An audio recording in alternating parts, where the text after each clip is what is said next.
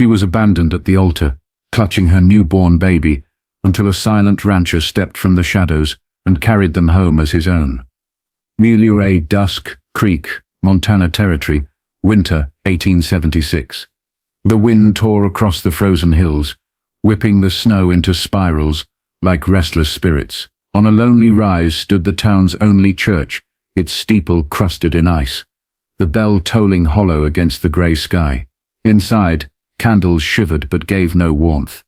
At the altar stood Evelyn, alone, trembling. Her borrowed white dress clung awkwardly to her fragile frame. In her arms, wrapped in nothing more than a thin shawl, lay her 3-day-old daughter, Lily. Daniel had vanished. That morning, his things were gone. No note, no farewell. He had promised love, a name, a future. Instead, whispers rose behind her like knives. Mrs. Thorne, Daniel's mother, stormed down the aisle. Her words struck sharper than the winter air. "You've disgraced us enough. Bringing a bastard child here won't win you a name. Get out." Evelyn's whisper cracked. "But he asked me to marry him." "He's not here, is he?" the woman hissed. "And he never will be." Two of Daniel's cousins moved forward, pointing at the doors. "You heard her. Time to go." The priest turned his face away. Not a word of protest. Evelyn's chest tightened as she clutched Lily. "Please." But the doors were flung open, a blizzard crashing through. The men shoved her outside, her shoes sliding on the ice. She fell hard, curling her body around Lily. The heavy doors slammed shut behind her, their echo final. The storm cut like blades through her dress. Snow soaked her knees, her breath broke against the white sky. She held Lily close, whispering through numb lips. "I'm sorry, sweetheart. I thought today would be our beginning." Her body, still raw from childbirth, failed her. She slumped sideways, barely conscious, one hand still protecting her child. Snow melted against her cheek as the world dimmed. Hoofbeats thundered across the ridge. Silas Holt was returning from town, leading his horse through the drifts, a sack of oats over the saddle. A quiet man rarely seen in church or saloons. He lived alone, where the prairie met the pines. Something caught his eye, a shape on the church steps. He approached, boots crunching. His horse snorted nervously. There, in the snow, was a girl no older than 20, a soaked wedding dress clinging to her, a baby swaddled in her arms. Silas knelt. The child blinked, breath shallow, cheeks raw from cold.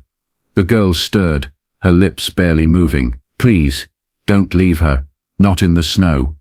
Her head fell back. Silas looked once at the church, dark, silent. No one would help. His jaw set. He lifted both mother and child into his arms. She was frighteningly light. The baby did not cry, only stared at him with wide, unblinking eyes. He mounted, tucking them both into his coat, and turned away. Snow devoured their tracks before they vanished. Behind them the church bell tolled again. Cold, hollow, final. But Silas did not look back. His ranch waited at the base of Windbreak Ridge, tucked behind pines and drifts. The cabin was small, patched together from uneven planks, the chimney puffing smoke into the storm. Silas carried them inside. Warmth, pine smoke, leather. An old dog stirred by the hearth, gave a low woof, and lay back down. Silas laid Evelyn gently on his cot, wrapping her in heavy wool. The baby blinked up at him from her mother's shawl. He tugged off his gloves and unwrapped the tiny bundle. "You're quiet," he murmured. The infant gripped his thumb, small and fierce. He glanced back at Evelyn, pale and clenched even in sleep. The hurt on her face was more than cold. It was heartbreak. He didn't even know her name. Not yet. Hours later, she woke to firelight, dancing on rough plank walls. For a moment, she didn't know where she was, until she saw Lily safe, asleep by the hearth. She tried to rise, but pain forced her down. The door banged open. Silas stepped in with firewood, stamping snow from his boots. He froze when he saw her eyes open. "You're awake," he said simply, setting the logs by the stove. Evelyn clutched the blanket tighter. "Where am I?" "My place." "You fainted." And Lily, still kicking, loud but alive. Her eyes narrowed. "Why?" Why did you bring us here? He shrugged. Didn't sit right. Leaving you out there. You don't even know me. Nope. Maybe you should have kept walking. He added a log to the fire. Could have. Didn't. Evelyn studied him, broad shoulders, weathered hands, a face carved by solitude. The cabin was simple. No lace, no woman's touch. Just a saddle, a lantern, a Bible on the sill. You live here alone. He nodded. Me and Boone. The dog wagged his tail once. Evelyn whispered, How long can we stay? His grey eyes met hers, steady as stone. As long as you need. Ain't much here, but it's warm. Tears stung her eyes. We won't be trouble. You already are, he said quietly. Then added, That's all right. Silas hesitated before lifting the spoon, then fed her, clumsy at first, but patient. He never asked about her tears. For 2 more days, he tended to her fever, boiling water, changing linens, cooling her skin with a damp cloth. At night he cradled Lily, humming lullabies, half forgotten from childhood. The baby spit up on him more than once, yet he never flinched. Boone, his old dog, sat nearby, as if approving, like he knew this moment had been waiting too long to arrive. By the week's end, the fever finally broke. Evelyn opened her eyes to a dim room, throat parched, her baby sleeping soundly beside her. Across the hearth, Silas sat dozing, a tiny shirt in his hands, half dry from washing. She stared at him, this man who had asked nothing but given everything. Later, her voice barely a whisper in the quiet. He left me, Daniel. Silas stirred, lifting his eyes from the fire. Evelyn's words trembled. He said he loved me, said we'd run away, but on our wedding day, he never came. His family said the baby wasn't his, that I'd trapped him. Silas's jaw tightened, but he said nothing. Evelyn kept her gaze on the flames. Maybe I was just foolish. That doesn't make you wrong, he answered softly. It just makes you human. She looked at him closely. You don't seem like someone who takes strangers. I don't. Then why me? He paused, eyes shadowed. My sister, Clara, died 2 winters ago. Fever swept through town. She was 16. She used to read to me. Told me the world was bigger than fences and chores. When she died, everything felt small again. When I saw you in the snow, it reminded me of her. Not your face, the way you clutched that baby like she was the last thing that mattered. Days passed. They found a rhythm, though Evelyn kept her guard up like a half-closed door. Yet cracks appeared. One morning, they fed the horses together. She watched him work steadily, muscles straining with each shovel of hay. Do they all have names? She asked. Most of them. That one's Penny. She bites. Noted. She smirked. She caught him glance at her, then quickly look away. She blushed. Another afternoon. Lily peed on him mid-diaper change. He froze, wide-eyed. Evelyn burst into laughter. For the first time, Silas chuckled too. Peeling off his shirt, he said, You got something against clean clothes. She has taste, Evelyn teased. That night, while Lily slept, Evelyn sat by the fire, smiling without reason, thinking of Silas's quiet face, Lily's laugh, the strange warmth of this place, not yet home, but no longer foreign. The smile faded as she pressed a hand to her chest, afraid of the feeling. It wasn't love, not yet, but it was something, and that scared her more than the cold. By March, the snow softened into slush. Trees stood bare, but the silence of winter had cracked. Inside the cabin, something else was thawing. One morning, Evelyn found Silas by the door, polishing a rifle. I want you to know how to use it, he said simply. You think someone's coming? She asked, startled. Not yet, but this isn't about them. It's about you. He showed her how to hold it, brace her shoulder, breathe before firing. They used bottles, along the fence. Each time she missed, he adjusted her grip with the gentlest touch, never scolding. You're allowed to protect yourself, he murmured. That doesn't make you hard. It just means you're alive. Those words lingered. Inside she began moving differently, stitched her old dress with steadier hands, baked biscuits until the cabin smelled of Sunday.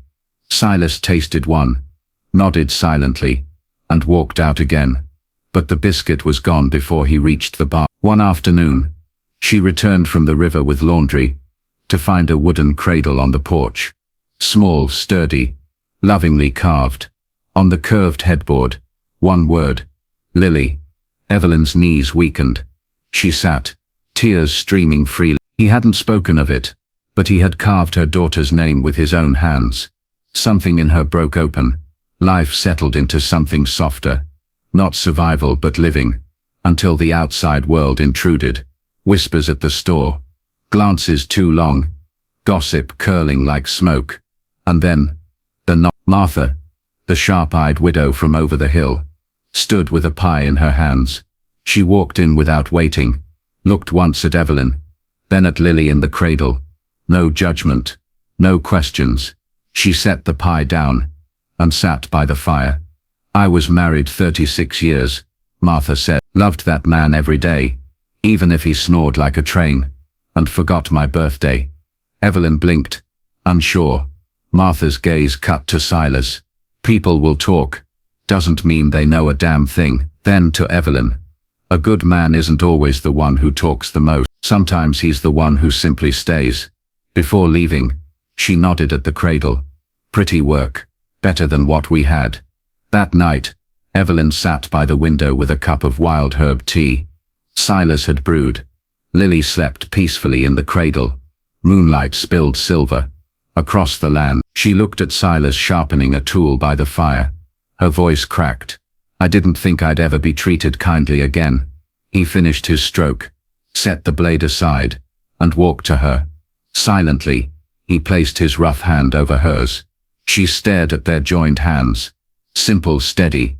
No promises, no confessions. Just warmth. The sound of Lily breathing, and the presence of a man who said more in silence than most ever could. By April, the thaw had reached town. Gossip grew sharper. Whispers at church, pitying looks, scandalous nods. Evelyn noticed when the mailman no longer walked to the porch, leaving letters at the end of the drive. She tried to ignore it, until the carriage came. Polished black, wheels clean of mud. It cut across the ranch with cold precision. Evelyn froze at the window. She knew that carriage. Out stepped a woman in a gleaming coat, grey hair pinned tight beneath a feathered hat. Margaret Harrow, Daniel's mother. Silas came from the back, wiping his hands, just as Margaret's sharp eyes scanned the cabin, the barn, and finally the cradle inside. I came to see the child, she said coolly. Evelyn clutched Lily. She's not yours. I never claimed she was, Margaret replied smoothly, mounting the porch steps. But Daniel was my son. Our name mattered. That child belongs with family, raised properly, not in dirt and horse stench. She reached forward, but her hand halted mid-air. Silas stepped between them. He said nothing, but his presence alone, unyielding, immovable, like a mountain, made Margaret falter. Mr. Whitaker, she said tightly, adjusting her gloves. This arrangement may feel charming, but we both know it's improper. That girl is not your wife. That child is not your daughter. Silas stood firm. He neither moved aside, nor lowered his gaze. For a long moment, the ranch was so still that even the birds seemed to hush. Margaret's gaze swept over Silas, then Evelyn, then the child pressed against her chest. Her lips thinned. I see, she said at last, her tone colder than the lingering frost. You'll regret this. With military precision, she pivoted, descended the steps, and climbed back into her carriage. The wheels creaked, rolling away until dust swallowed the sound. Silas didn't move. He stood at the top of the stairs, shoulders squared, eyes fixed on the gate long after the road lay empty. Behind him, Evelyn clutched Lily tighter, her heart hammering so loudly she was certain he could hear it. When at last he turned, she opened her mouth, desperate to say something, anything, but words failed. Their eyes met instead, and in that silence, something shifted. This wasn't pity. He wasn't a man who rescued her once, only to walk away. Silas hadn't spoken a single word to Margaret. He hadn't needed to. His silence had drawn a line, firm and immovable, in the earth itself, and Evelyn finally saw it for what it was. This was the man who had lifted her from the snow, who carved a cradle with his own hands, who held her daughter through the night and asked nothing in return, who had quietly, fiercely, wordlessly stood between her and the world and said, "You will not take them from me." And for the first time she believed him. The frost melted reluctantly that year, as if even the earth wasn't sure whether it could trust the sun again. But once it did, life stirred back into the ranch. Silas rose early, boots sinking into thawed earth as he turned soil by the fence line. Evelyn joined him after feeding Lily, sleeves rolled, palms blistering on the spade, as she learned to press rows into the ground. Together they planted beans, carrots, onions, a little late for the season, but there was still time. When Silas showed her how to check the henhouse for eggs, one feisty hen flapped and pecked his hat straight off. Evelyn's laugh rang out, the first in weeks, and Lily squealed with delight on her mother's hip. Day by day they worked side by side, repairing fences, cleaning the barn, building shelves for supplies. At night, the cabin glowed with quiet peace, the hum of firewood, Lily's baby coos, and the soft creak of wood stretching in warmth. Evelyn began mending Silas's shirts. Her stitches were clumsy, uneven, but he wore them anyway. One morning, he slipped on his coat and noticed a fresh patch sewn at the elbow. He didn't say a word, just looked at her a little longer. Soon after he fashioned a sling from old linen. Lily nestled snugly against his chest as he worked, her tiny hands tangled in his shirt. When she fussed, he paced slow circles by the fence, whispering words Evelyn could not hear, until she quieted. Sometimes Evelyn would stop mid-task, staring through the window at the sight, his broad shoulders bowed protectively, Lily's cheek pressed close, as if she had never belonged anywhere else. One golden evening, the sky painted in fire, Evelyn sat sewing by the hearth, while Lily slept in the cradle. Silas sanded a drawer nearby, the rhythm steady, comforting. She fought sleep, but exhaustion won, and her head fell sideways in the chair, thread still looped between her fingers. Silas noticed when the room went still. He set aside his work, knelt beside her, and gently took the needle from her hand. He draped a blanket across her shoulders. As he did, her fingers brushed his, then closed around them, soft and unthinking, not pleading, not afraid, just there. He froze. Then, slowly, he let his hand remain in hers. He sat on the floor beside her, unmoving, their hands joined in the quiet glow of the fire. When she stirred awake, confusion flickered across her face, then softened. "Silas," she whispered, her voice barely breaking. His jaw tightened, his eyes unreadable, but he didn't pull away. Her fingers shifted, brushing over his knuckles, and then, without thought, she leaned forward. The kiss was not fierce or hurried. It was gentle, just the press of warmth, the meeting of breath. When they drew back, neither smiled, neither laughed. They only looked at each other, and something deep and steady settled between them. Not like thunder, but like a door clicking shut, like a candle being lit in a dark room. She didn't say she loved him. He didn't say anything at all. But when she rose to check on Lily, and he quietly gathered the fallen spool of thread, the air between them had changed. Later, when they brushed hands near the cradle, neither let go. By April, the thaw was complete. Wildflowers pushed through the soil, streams spilled free of ice, and promise filled the air. Evelyn stood in the field, Lily nestled in her arms, the baby's tiny fist gripping her shawl. Behind her, Silas stacked wood with steady movements. Boone, sleeping in the sun. "You don't have to do this," she said suddenly. He looked up, brow furrowed. "Do what?" She adjusted Lily. "Take us in, carry my past, all of it." He wiped his hands on his trousers, then walked to her. Resting his palm gently on Lily's back, he answered simply, "I'm not carrying anything. I'm just holding on to what I don't want to lose." Her throat tightened. Lily gurgled softly, and Silas smiled. Days later, Martha returned, setting a pie on the table with a knowing look. "Spring's here," she said, "and so is a traveling minister. There's a spot by the creek, quiet, lilacs blooming, perfect for vows." Evelyn blinked, Vows. Martha arched a brow. It's a home now. Time to name it one. Silas said nothing, but his eyes found Evelyn's, across the room. The next morning, under cottonwoods just beginning to flower, they stood by the creek. Martha cradled Lily. Boone lay at their feet.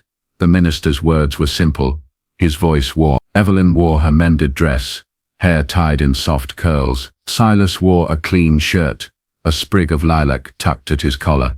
When the minister nodded for him to speak, Silas hesitated, then found his voice. She came with the snow, he began. For a long time, I thought the snow was all there was, cold, quiet, endless. But she brought life here, laughter, fire, a child's breath against my chest. She made it a home again. His voice dropped, softer. She came with the snow, but from the start, I knew she was warm. Tears blurred Evelyn's vision as she gripped his hand. Lily giggled. Martha wiped her eyes. Their kiss was quiet, without applause, only the sound of wind and water carrying it away. As they walked back to the cabin, Evelyn slipped her hand into. Silas leaned close and whispered, "You're safe now." She rested her head on his shoulder and smiled. The ranch asked for little steady hands, warm fires, time. Seasons turned. Lily grew. She toddled through the garden, chased chickens, sprouted teeth in storms, and laughed in barns. Silas carried her on his shoulders, pointing at hawks overhead, crouching to show her worms in the soil. Evelyn stitched curtains, baked pies, and wrote late at night in a journal, worn soft with love. Every page began, "To my daughter, Lily." She wrote not of rescue, but of quiet healing, of a man who hadn't just saved them. He had stayed. Each year, on the snowy date she had once been abandoned, they walked to town, Evelyn in a dress she had hemmed, Silas in his best boots, Lily in a bonnet too big for her curls. They laid wild flowers at the church steps. No words, just flowers. A farewell to what had been, a thank you to what came after. One golden evening, Evelyn rocked Lily on the porch while Silas worked leather nearby. The sky glowed with dusk. Lily toddled to him, tugged at his coat, her little face bright. "Daddy," she said. Silas froze, hands stilling. He turned quickly, fiddling with reins. Evelyn pressed a hand to her chest. "Daddy." Lily giggled again. Silas stayed silent, but his hand came to rest gently on her head. Facing away, he brushed his sleeve across his eyes. Evelyn stepped close, laid a hand on his back. "She knows," she whispered. He covered her hand with his. He didn't speak. He didn't. Lily's laughter filled the air, carrying what words never could.